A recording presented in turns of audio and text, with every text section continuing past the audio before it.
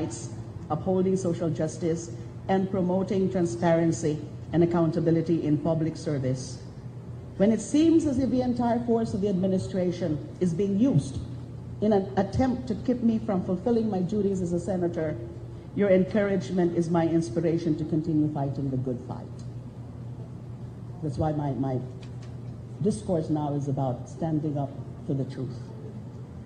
Sa totoo lang po, dahil sa dinaranas kong mga pang-aapi at pagkuyog sa akin ng mga katrabaho ko sa gobyerno, aaminin kong dumating ang punto na naramdaman kong nag-iisa ako, as I mentioned earlier.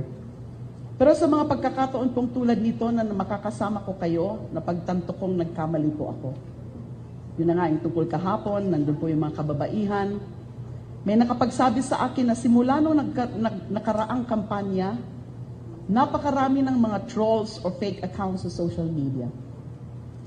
Wagas kong mang-alipusta, wagas silang mag-alipusta, magmura, o siraan ako at ang mga nakikiisa sa ating mabuting agenda. Pero ngayon po, I know, I feel na dumadami po ang sumusuporta, dumidepensa sa ating mga pinaglalaban. Mga totoong tao po ito, na may totoong prinsipyo at totoong nagmamalasakit sa Pilipinas. Kung dati, ang mga hugot lines ay buti pa ang Pokemon hinahanap, ako hindi.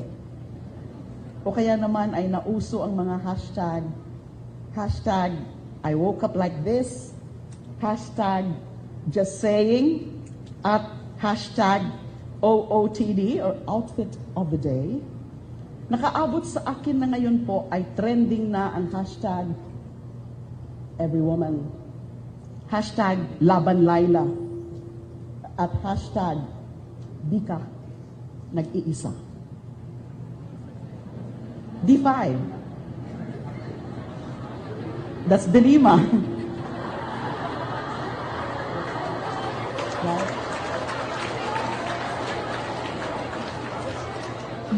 Did you know that during the campaign, my signature, Lima. This one, Lima. Sama tayo ng lima para kay the Lima. So that's why it's D5. I think it's my staff who thought of that. Kaya naman talagang nakakataba po ng puso, hashtag blessed talaga ako. Sa mga nangyayari ito, madalas kong naitatanong, ano bang kasalanan ko at bakit ko dinaranas ang lahat ng ito? Si Pangulong Duterte na po ang nagsabi noon na ginagawa ko lang naman ang trabaho ko. Kung siya man daw ang nasa posisyon ko, ay ganun din ang kanyang gagawin. Pero ganun po talaga siya siguro. Kung hindi man hihingi ng sorry sa pinagsasabi niya, pabago-bago naman po ang sinasabi niya. Kaya nagkakandara pa ang kanyang mga spokespersons kinabukasan. My indignation goes far beyond the attacks on my character and my person. I know they're doing this to beat me down, discourage me from investigating the alarming state of events in our country. Everybody here, well, almost all of you, raise your hands, is familiar with the issue of the rising cases of extrajudicial killings and summary executions in the country and our ongoing Senate inquiry into the matter. It seems that my stand as a human rights advocate had cost me the ire of the President and his men. Sa darating na linggo po ay isandaang araw na po sa pwesto ni Pangulong Duterte. Pero ngayon pa lang, umabot na sa 3,675 ang napatay. 1,381 dito ang napaslang sa operasyon ng pulis, habang nakakaalarmang 2,294 ang napatay na hindi tukoy ang salarin o maituturing na kagagawan daw ng mga vigilante. Dear students, friends, this is mahigit 30 tao na patay kada araw. Kada araw. Still counting. Karamihan po dito, kung hindi man lahat sila ay pawang mahihirap at pawang walang boses sa lipunan. Our Catholic faith teaches us that we were created by the Lord in His image and in His likeness. It is His teaching that whatever you do unto others, you also do unto Him. This is why these killings and utter disregard for the rights and dignity of many translate to committing sacrilege in His name. Human rights abuses are affronts upon His image and upon His likeness. The question is, does someone who believes in hell and purgatory also believe in this? Naalala ko rin po dito ang isang sulat sa akin ni Ginoong Archimedes Marquez. I also showed this yesterday at the forum at the CHR. Hindi ko po siya kakilala, pero nagpaabot siya sa akin ng mensahe ng pagsuporta. Sabi niya po, I quote, "If the pusher lives in a tondo shanty on a river of garbage, he dies violently in an encounter with the police. If the dealer conducts pot session in a condo unit where illegal drugs worth millions are found, he gets to live surrounded by the media. Big-time drug lords have the hospital or the PNP White House to take refuge in. Small-time pushers have only cemeteries to await them after their ignominious death." End of quote. Very valid observation. And this is the reason why I'm so scandalized by the statement of a fellow senator that we are on our way to being a peaceful country like Singapore. Really? As far as I know, our country is still in a state of lawless violence as declared by no less than the President of the Philippines. So again, which is which? I amplified this on one of my privileged speeches. Are we in a state of safety, or are we in a state of lawlessness? It's oxymoron. Because of the rising cases of extrajudicial killings and summary executions, the eyes of the world are upon us. The gains that we have achieved since the restoration of democracy in 1986 have slowly been dissipated and blown away by the wind of this administration's so-called change. And they are for spinning the blame on me. Sinisira ko daw po ang imahe ng ating bansa sa international community at sa international media. Nababahala na raw ang mga namumuhunan, the investors, kasalanan ni Lima. Nababawasan ng turista, kagagawa ni Lima. Humihina ang piso dahil yan kay Lima. Kulang na lang ay isisi nila kay Lima ang paghihiwalay ni Brad Pitt at Angelina Jolie. Ang haba naman ng hair ko. Sabi pa nila, nagmamahal na ang dolyar pero si Presidente Duterte nagmumura pa rin. Ang tanong ko po, ako ba ang pumapatay sa ating mga kababayan para ma-report ito sa international media? Ako ba ang rumariding in tandem na nagpapatumba sa mga maralitang drug suspects? Ako ba ang dumukot sa bakasyonistang OFW sa Cavite? Ako ba ang bumaril sa 5 taong gulang na bata habang nagtatanghalihan sa Pangasinan, pati sa 4 na taong gulang na bata sa Negros Oriental? Ako rin ba ang kada bukas ng bibig kapag nagagalit ay lagi na lang may minumura at inaaway? If they want the bad publicity in the international media to end, there is only one way. Stop the killings now. At kung wala rin namang sasabihing maganda si Pangulong Duterte, mas mabuting tikom na lang niya ang bibig niya. I'm just doing my duty. I'm just trying to help. I want Filipinos to know the truth. Yet how did my colleagues in government react? An ongoing inquiry at the House of Representatives investigating my alleged involvement in the proliferation of illegal drugs in the National Bilibid Prison. 2 ethics complaints in the Senate. My ouster as chair of the Senate Committee on Justice and Human Rights. An election protest.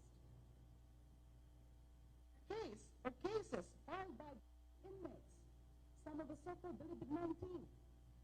persecution by the DOJ. My former home. My former family. DOJ family. And the president's incessant, vicious attacks. Mismo ang Pangulo natin, makailang beses na akong minura. Hindi pa nakontento, sinabi pang, magpakamatay na lang po ako. I think there's some video on this. Can you show us a few seconds? Ibrahim Bilima, ladies and gentlemen, ay ang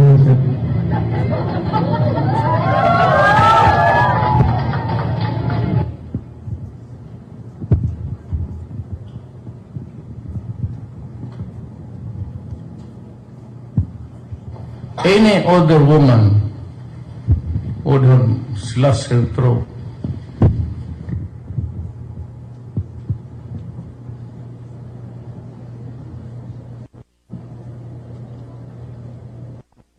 He wants to slash my throat.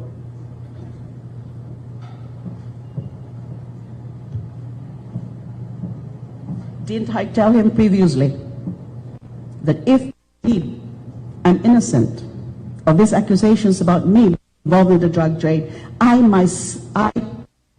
willing not only to resign as Senator of the Republic of the Philippines, but also to be shot in his presence. Because I know I'm innocent. It is as if they are afraid that if they cannot destroy me and pin me down with the whole government apparatus behind their massive demolition job, they will simply look like impotent fools before a defenseless woman whom they have dishonored and maligned and continue to dishonor and malign.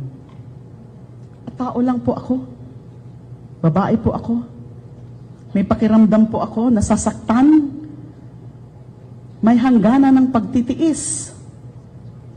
Sabi ko nga, akala ko nung una, veterano na ako sa pagtatanggol sa naaapi at naaabuso ng karapatan. Ang karapatan.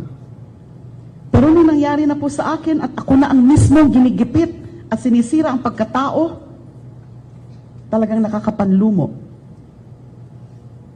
I'm aware that with everything being thrown at me, I sometimes get emotional and frustrated. And I also know that even this is being used against me to make it appear that I am being hysterical or out of mind. Kapag si Presidente Duterte ang nagagalit, ang sinasabi, desidido kasi siya bilang Pangulo. He's a strong leader, strong-willed. Pero nung ako ang maging emosyonal, pinalabas nilang nawawala na ako sa tinuan. I'm on the verge na daw of a nervous breakdown. I don't know with you, do I look like I'm now on the verge of nervous breakdown? I'm certainly so enraged, but I'm still very much in control of my mental faculties. This is what happens to those who oppose the president. Ayaw niyang may kumukontra sa kanya. Kaya gusto nilang patahimikin gamit ang paninira at pag-iimbento ng mga istorya. His fanatics believe that killing is the best approach, and it is just to crush the spirit of those who do not agree or those who do not obey. Pagkatapos ko, sino ang susunod na bubusalan ng bibig? Ipakukulong po daw ako. If it is a price of standing up for the truth, then I am honored to be jailed. That's why I challenged him already last week. Arrest me now. There are also deliberate attempts to mislead the public. They disseminate wrong information and fabricate lies to deceive all of us. They want to set an example out of me. They want an example of what would happen to those who would dare to oppose their policies. It is as if they're doing it on purpose to deflect the attention of our countrymen away from real social issues. There's a lot of pressing social issues bakit masyado nilang pinagtutuunan ng pansin at ng resources ang gyera laban kay Leila de Lima. Despite all these vicious attacks and malicious fabrications, I have to continue standing against these people because I do not want to give them the pleasure of seeing me bitten. As I said, I know the truth is on my side. The truth, and that is all that matters. Hindi ko lang po ito laban. Laban ito ng napakaraming biktima ng karahasan, laban ito sa kawalan ng katarungan, laban ito ng kababaihan, laban ito para sa demokrasya. I encourage each and every one of us to rise above our fear. Speak up for what is right, even if it is unpopular, and to stand up for our democratic ideals. I encourage the Filipino people to fight these evil elements from a moral high ground, to fight for the rule of law and the reign of justice. This is about our future, the future of our country, the future of our children. Allow me to share with you an excerpt from an article of Candy Gourlay, a children's book author. I don't know if you've heard of her, Candy Gourlay. It is entitled, "What Are We Teaching Our Children During the War on Drugs?" I quote, "I've been watching recent developments in the Philippines with dismay. As a children's book author, I wonder about the young readers of my books in my native country. What do they make of it all? When children see a president declare that people who suffer from drug addiction do not deserve to live, are they learning to disregard the humanity of people not like themselves? When they hear that more than 30 people are being shot dead every day, do they lose their ability to care about human life? Are they learning that murder is a better solution than the law to social ills?" End of quote. Bahagi lang ito ng kanyang isinulat, pero malinaw na siguro sa atin ang kanyang mensahe. Kung magpapatuloy ang mga insidente ng patayan at karahasan sa lipunan, anong aasahan nating magiging kalakaran, kaugalian, at kulturang gagalawan ng susunod na henerasyon? Our children today are growing up under an environment thinking that killing is good. Killing without due process. If rudeness, or should I say rowdiness, is the new normal, then what values and what ideals are we teaching our youth and our children nowadays? To our youth, then and now, you have always had major roles in pursuing what is right and just in our country. You certainly have a voice in society, even multiple voices through Facebook, Snapchat, Instagram, Twitter, and everything else you use today. Several students have already taken the initiative to speak against extrajudicial killings through the Cardboard Justice Campaign and similar endeavors. And I know for a fact there's somebody in your community, a young student, scholastican, for her bravery. And I know and commend her for her bravery to stand up for what she believes is right and just. I don't know if you know her, but I'd rather not identify her. She might be a victim of bullying by the thousands of trolls. I think she's here. I know she's here. As early as July 19, she posted a photo of her on Facebook wearing a cardboard with this message: "Lahat tayo posibleng drug pusher." Tama? Tama. And her message is clear. Extrajudicial killing is never the right way to go. A young student. Even at a young age, she reminds us of the real problem our nation is facing. According to her, quote, "People does not stop drugs. Drugs is eliminating poverty, not people who are victimized by it. What we need is free rehabilitation." And where are the rehabilitation centers now? I laud her for this. I also laud the missionary Benedictine Sisters of the Manila Priory for the courage to speak up and urge the administration to put an end to these killings.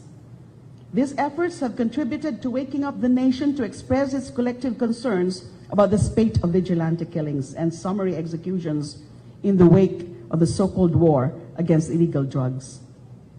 Inasmuch as I laud your efforts now, I still urge you to continue fighting the good fight for our people, for the sake not just of your generation, but also the next generations to come.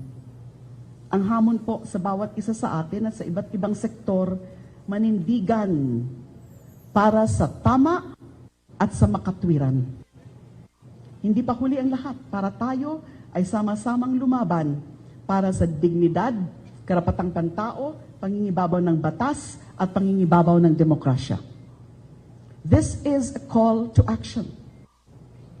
I fervently urge everyone, all concerned individuals, groups, and institutions to stand up for the truth, to speak out against human rights abuses, and to fight for the democracy in our country.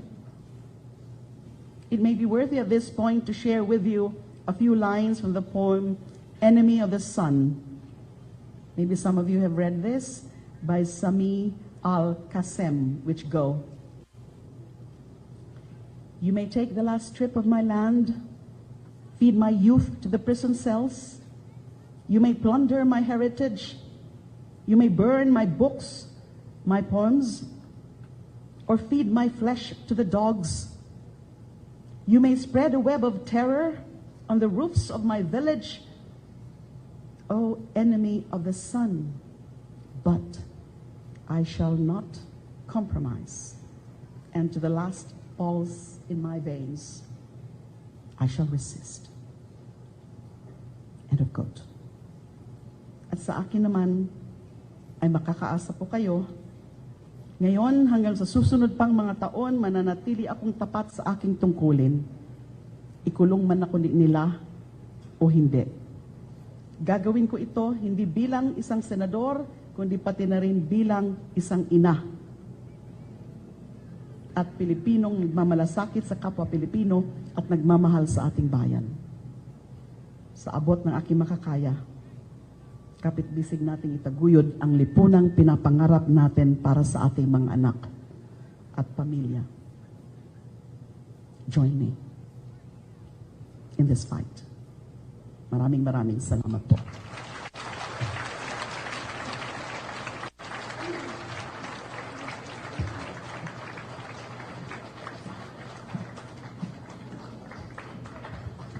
Thank you very much, Senator De Lima. At this point,